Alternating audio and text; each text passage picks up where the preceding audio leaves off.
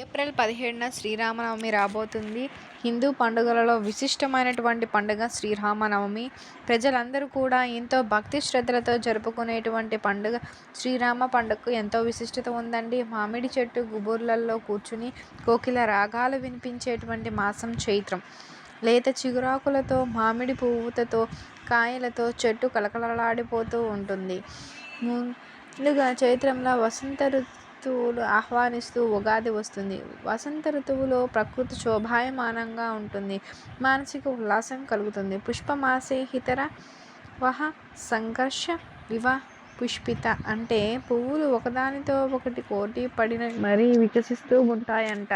ఉగాది పండుగ రోజు చేదు, తీపి పచ్చడి తినడంతో పాటు శ్రీరామనవమి రోజు కూడా వేడుకలు మొదలవుతాయి. చైత్రశుద్ధ నవమి పునర్వసు నక్షత్ర కర్కాటక లగ్నంలో సరిగ్గా అభిజిత్ ముహూర్తంలో అంటే మధ్యాహ్నం 12 గంటల వేళ త్రేతాయుగంలో శ్రీరాముడు జన్మించాడు. రామ జన్మగాథలోనే విశేషం ఉంది. దాన్ని దేవరహస్యం అనవచ్చు. రాముడు చైత్రశుద్ధ నవమి నాడు పునర్వసు నక్షత్రం కర్కాటక లగ్నంలో జన్మించాడు. 5 గ్రహాలు ఉచ్చస్థానంలో ఉండగా జగన్నాథుడైనటువంటి సర్వలోకవధుడైన రాముడు కౌసల్యకు పుత్రుడిగా అవతరించాడు. సర్వదేవతలకు మాతృమూర్తి, దేవతాశక్తులకు మూలం. ఆ దేవి ఆదిదేవతగా తన నక్షత్రం పునర్వసు. అందుకే నారాయణుడు దేవతలకు రక్షకునిగా అదితి నక్షత్రంలో జన్మించాడు అంటారు. పునర్వసులో జన్మించడంలో ఇంతటి అంత ఆశ్చర్యం ఉంది. శ్రీరామనవమి రోజున గుమ్మానికి ఈ ఆకు కట్టడం వలన మీకున్న సమస్యలన్నీ తొలగిపోయి మీరు ధనవంతులుగా మారిపోతారండి. అలానే కాకుండా మీకు లక్ష్మీదేవి అనుగ్రహం కూడా కలుగుతుంది. మరి శ్రీరామనవమి రోజున ఏం చేయడం వల్ల మీ సమస్యలు తొలగి మీరు ధనవంతులు అవుతారో ఈ వీడియోలో తెలుసుకుందామండి. రాముడి గురించి తెలియని వారు ఉండరు. తండ్రి మాట జవదాటినవాడు, నిత్యం సత్యం పలికేవాడు. అందరికీ కూడా శ్రీరాముని గురించి అందరికీ తెలిసే ఉంటుంది. భక్తులు అమితమైన భక్తి శ్రద్ధలతో శ్రీరామచంద్రుణ్ణి కొలుస్తూ ఉంటారు. చైత్రమాసం శుక్లపక్షం నవమి తిథిలో శ్రీరామనవమిని ప్రతి సంవత్సరం వేడుకగా జరుపుకుంటూ ఉంటారు. దేశంలోని వివిధ ప్రాంతాలలో వివిధ ఆచారాలు, పూజలను పాటిస్తూ శ్రీరాముని పేరుని జపిస్తూ ఈ పండుగను జరుపుకుంటూ ఉంటారు. శ్రీరామచంద్రుడు కేవలం ఆధ్యాత్మిక లేక చారిత్రక మూర్తి మాత్రమే కాదు, శ్రీరాముడు మంచితనానికి, దయగల నమ్మకానికి చిహ్నం వంటివాడు. అందుకని శ్రీరాముడిని పురుషోత్తముడని చెప్పుకుంటారు. అంటే ఈ విషయాల్లో మంచి లక్షణాలు కలిగిన వాడు అని అర్థం. ప్రపంచం మొత్తం శ్రీరాముడిని ఆదర్శంగా తీసుకుంటారు. శ్రీరాముని కొలిచే భక్తులకు శ్రీరామునికి సంబంధించిన విషయాలు తెలిసే ఉంటాయి. అయితే వారికి కూడా తెలియని కొన్ని విషయాలు కూడా ఉంటాయండి. శ్రీరాముని కీర్తి ప్రతిష్టలు వినుమడించేలాగా రామావతార ముఖ్య ఉద్దేశాన్ని సాధించడంలో రామాయణంలో ఉన్నటువంటి స్త్రీ పాత్రలు ప్రేరణగా నిలిచాయండి. వారిలో ప్రథమ స్థానం కైకేయిది. ఆమెకు ప్రేరేపించినటువంటి మందరం ద్వితీయ స్థానం. మందర ప్రేరణతోనే రామ పట్టాభిషేకానికి కైకేయి విధాత కలిగించి అరణ్యవాసానికి పంపటంలో విజయం సాధించింది. ఇక మూడవ వ్యక్తి శూర్పణఖ. అరణ్యవాసంలో ఉన్నటువంటి శ్రీరాముడు పంచవటిలో ఋషులతో కలిసి వేదశాస్త్రాల గురించి సందేహాలను నివృత్తి చేసుకుంటారు. ఈ సమయంలో శ్రీరామచంద్రుని తగ్గించి రాక్షస సంహారానికి బీజం వేసింది శూర్పణఖ. దండకారణ్యానికి రాక్షసుల చావునకు కరదూషణల ఈమె మరణానికి కారణభూతమయ్యింది. అక్కడి నుంచి లంకను చేరి రావణుడికి వ్యామోహం కలిగేలాగా చేసింది. రావణుని పంచవంటికి రప్పించి సీతను అపహరించేలాగా చేసి చివరికి పౌరసత్యమతికి కూడా హేతువయ్యింది. చాలామంది ఈ రోజుల్లో అనేక సమస్యలతో బాధపడిపోతూ ఉంటారు. అందులో ప్రధానమైంది డబ్బు సమస్య. మనం ఏ పని చేసినా సరే, ఏ పనినైనా చేయాలి అన్నా సరే, ఏమైనా కొనాలన్నా దానికి డబ్బులు చాలా అవసరం. కానీ కొంతమందికి ఎంత సంపాదించినా డబ్బు చేతిలో నిలవదు. దీనివలన అప్పులు చేయడం, అప్పుల పాలవ్వడం అవుతూ ఉంటుంది.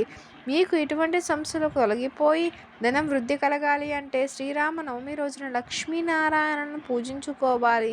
ఇలా లక్ష్మీనారాయణని పూజించటం వలన మీకు ఆర్థిక సమస్యలు తొలగిపోయి మీ ఇంట్లోనికి వద్దన్న డబ్బే వస్తుంది. మరి శ్రీరామనవమి రోజున ఏం చేయాలి వల్ల ధనాభివృద్ధి కలుగుతుందో తెలుసుకుందాం. శ్రీరామనవమి వచ్చిందంటే అందరికీ పండుగ వాతావరణంతో ఊరంతా కలకలలాడుతూ ఉంటుంది. నిత్యం శ్రీరామనవమి రోజున పండుగ వాతావరణం కనిపిస్తూ ఉంటుంది. కాబట్టి శ్రీరామనవమి రోజు ఉదయాన్నే నిద్రలేచి శుచిగా స్నానాన్ని ఆచరించాలి. ఆ తర్వాత శుభ్రమైన వస్త్రాలు ధరించాలి. ఈ పూజ గదిని శుభ్రం చేసుకోవాలి. మీ ఇంటి గుమ్మానికి పసుపు కుంకుమలతో అలంకారం చేసుకోవాలి. అదేవిధంగా మీ పూజ గదిలో శ్రీరాముని ఫోటోను ఉంచి దీప నైవేద్యాలతో పూజ చేయాలి.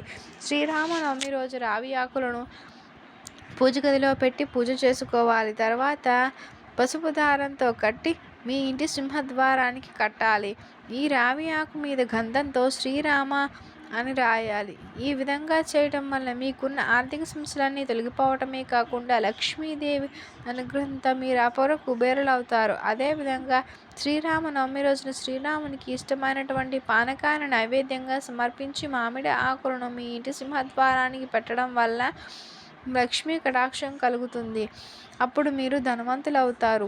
మీరు విన్నారు కదా, మీరు కూడా లక్ష్మీ అనుగ్రహం ఉంటే ఐశ్వర్యవంతులు అవ్వాలంటే శ్రీరామనవమి రోజున మీ ఇంటి గుమ్మానికి ఇప్పుడు మనం చెప్పుకున్న విధంగా రావి ఆకులు, మామిడి తోరణాలు కట్టడం వలన మీకు ఉన్నటువంటి సమస్యలు తొలగిపోయి మీరు ధనవంతులు అవుతారు. 2024 జనవరి 22న అంగరంగ వైభవంగా అయోధ్యారాముని ప్రాణప్రతిష్ఠ జరిగింది. యావత్ భారతదేశము ఈ ప్రాణప్రతిష్ఠను వీక్షించింది. ఈ ప్రాణప్రతిష్ఠకు ముందు అందరూ రామమందిరం చిత్రపటం మరియు అయోధ్య అక్షింతలను అందించారు. భారతదేశంలోని ప్రతి ఇంటికి అయోధ్య అక్షింతలు అందించారు. హిందువులు ఆ అక్షింతలను వృద్ధి చేసుకుని దాచుకున్నారు కూడా. ఆ అక్షింతలనే శుభకార్యాలకు వాడుతూ ఉంటారు. ఈ శ్రీరామనవమి అనేది ప్రాణప్రతిష్ఠ జరిగినటువంటి రోజున వస్తున్న మొదటి రాములవారి పండుగ. ఈ రామనవమి రోజున అయోధ్య అక్షింతలతో ఒక చిన్న పని చేస్తే సకల శుభాలు కలుగుతాయి.